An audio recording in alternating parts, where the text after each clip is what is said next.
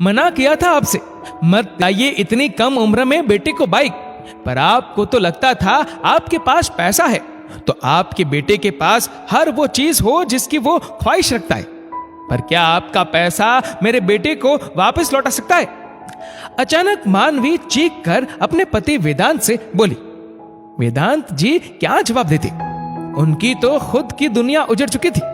वो खुद उस पल को कोस रहे थे जब बेटे ने अपने 15वें जन्मदिन पर बाइक की ख्वाहिश जाहिर की। पापा पापा, मुझे अपने इस जन्मदिन पर बाइक चाहिए, वत्सल पापा से मचल कर बोला। लेकिन बेटा, तुम्हें बाइक चलानी आती कहां है? वेदांत ने पूछा। आती है ना पापा, वो शर्मा अंकल के बेटे रितेश भैया है ना, उनसे सीखी मैंने। शाम को खेलने के बहाने जब पार्क जाता था। वत्सल खुश होते हुए बोला। अरे वाह मेरे राजकुमार, ठीक है, हम इसी संडे चलते हैं बाइक लेने। वेदांत खुश होते हुए बोला। क्या कह रहे हैं आप? वो तो बच्चा है, आप तो समझ से काम लीजिए। तभी मानवी रसोई से आ बोली। अरे बच्चा कहां है, अब मेरे बराबर का हो गया है। वैसे भी जब उसने चलानी सीख ली फिर लेने में हर्ज ही क्या है? वेदांत बोला। पर सरकार ने लाइसेंस बनाने की उम्र 18 साल यूं ही तो नहीं रखी। आप उसे 18 साल का होने दीजिए, फिर दिला देंगे बाइक। तब तक उसके पास साइकिल है ना? मानवी बोली। मम्मा, साइकिल बच्चे चलाते हैं और मैं अब बड़ा हो गया हूं, वत्सल बोला। बिल्कुल सही कहा, मेरा बेटा अब बड़ा हो गया है। तुम व्यर्थ की बातें मत करो। मेरा राजकुमार जो कहेगा उसे वो मिलेगा। आखिर कमाता किसके लिए हूं मैं? वेदांत बोला। मानवी ने बहुत समझाया पर बाप बेटा टस से मस नहीं हुए और आखिरकार बाइक आ ही गई। मम्मा, मैं दोस्तों को अपनी नई बाइक दिखाने जा रहा हूं। बाइक की पूजा के बाद वत्सल बोला। आराम से जाना और हेलमेट लगाकर रखना, हाईवे पर मत जाना, स्पीड कम रखना। ढेर सारी हिदायतें देते हुए मानवी बोली। उसे जाने भी दोगी या प्रवचन ही सुनाती रहोगी? जा बेटा जा, तू मजे कर। वेदांत जी पत्नी को झिड़क कर बेटे से बोले। जब वत्सल को गए काफी वक्त बीत गया तब मानवी को चिंता होने लगी। सुनिए, वत्सल को गए बहुत वक्त हो गया, अब तक तो आ जाना चाहिए था उसे। मानवी पति से बोली। आ जाएगा, दोस्तों के साथ गया है, मजे कर रहा होगा। तुम भी बेवजह घबराती हो, बेटा अब बड़ा हो गया है, वेदांत जी बोले। पर मां का व्याकुल हृदय बेचैन था। वो कभी अंदर जाती कभी बाहर, कभी बेटे को फोन मिलाती पर फोन भी बंद आ रहा था। सुनिए, आप शर्मा जी के यहाँ जा रितेश से पूछे, उसी के साथ होगा वत्सल। मेरा मन बहुत घबरा रहा है, 9 बज रहे हैं अब। मानवी वेदांत से बोली तो मजबूरी में वेदांत उठकर बाहर जाने लगा। तभी दरवाजे पर कुछ पुलिस वाले दिखाई दिए। इंस्पेक्टर साहब, आप यहाँ कैसे और क्यों? वेदांत ने घबराते हुए पूछा। माफ कीजिएगा, पर आपका बेटा वत्सल हाईवे पर अपने दोस्त के साथ बाइक से रेस लगा रहा था। उसने हेलमेट भी नहीं पहना था, स्पीड भी तेज थी, तो कट से मुड़ते वक्त उसकी बाइक एक ट्रक से टकरा गई और वो उछल के डिवाइडर से टकरा गया और हेलमेट ना पहने होने के कारण मौके पर ही मौत हो गई उसकी।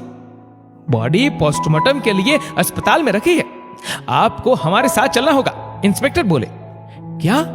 वेदांत ये खबर सुन लड़खड़ा गया।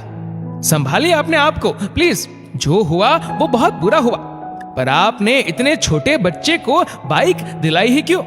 इंस्पेक्टर बोला। क्या हुआ वेदांत, ये लोग यहां कैसे? मेरा वत्सल ठीक तो है? तभी मानवी वहां आकर बोली। मानवी, हमारा वत्सल अब हमें छोड़ के चला गया, वेदांत रोते हुए बोला। क्या? मानवी एकदम से चिल्लाई। वेदांत बोझिल कदमों से इंस्पेक्टर के साथ निकल गया। उसे क्या पता था जिस बेटे की खुशी के लिए बाइक दिलाई वही बाइक उसके बेटे की जिंदगी छीन लेगी।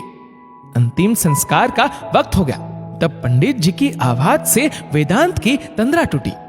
नहीं, मेरे बेटे को मत ले जाओ, मानवी चिल्ला उठी। उसे देख वहां मौजूद हर शख्स की आंख भर आई। सब काम निपटने के बाद मानवी बेजान सी वत्सल के कमरे में आ उसकी चीजें छूने लगी, मानो अपने बेटे को छू रही हो। मानवी, चलो सो जाओ, तुम कितनी रातों से सोई नहीं हो। तभी वेदांत वहां आकर बोला। चले जाओ आप यहां से, आप मेरे बेटे के हत्यारे हो। आपने मेरी गोद सूनी की है। मानवी चीख कर बोली। वेदांत अपने कमरे में आ फूट फूट कर रो दिया। क्यों मैं उस पल बेटे के प्यार और जिद में अंधा हो गया था? क्यों नहीं मुझे समझ आया कि मैं अपने बेटे का जन्मदिन उपहार नहीं बल्कि मौत का सामान खरीद रहा हूं। काश वो पल वापस आ जाए तो मैं सब बदल दूं। काश मेरा बेटा वापस आ जाए। वेदांत रोते हुए खुद से बोला। कई दिन तक पति पत्नी अजनबी बने रहे घर में। वेदांत जितना मानवी का गम बांटना चाहता उतना मानवी उसे बेटे की मौत का जिम्मेदार ठहराती। आज वत्सल को गए पूरा 1 साल हो गया है। इस 1 साल में शायद ही कोई दिन गया हो जब वेदांत और मानवी वत्सल को याद करके रोए ना हो या उन्होंने उस मनहूस पल को ना कोसा हो। मानवी, आज बेटे को गए 1 साल हो गया। अब तो मुझे माफ कर दो। मैं भी उतना ही तड़प रहा हूं जितनी तुम। काश मैंने तुम्हारी बात मानी होती। काश मैंने उसे बाइक ना दिलाई होती। वेदांत पत्नी के पास आ तड़पते हुए बोला। मेरा वत्सल। मानवी के मुंह से बस इतना ही निकला। मानवी, मैं जानता हूं बेटा वापस नहीं आएगा, पर मैं आज उसे सच्ची श्रद्धांजलि देना चाहता हूं। क्या तुम मेरे साथ हो? नम आंखों से मानवी ने वेदांत को देखा।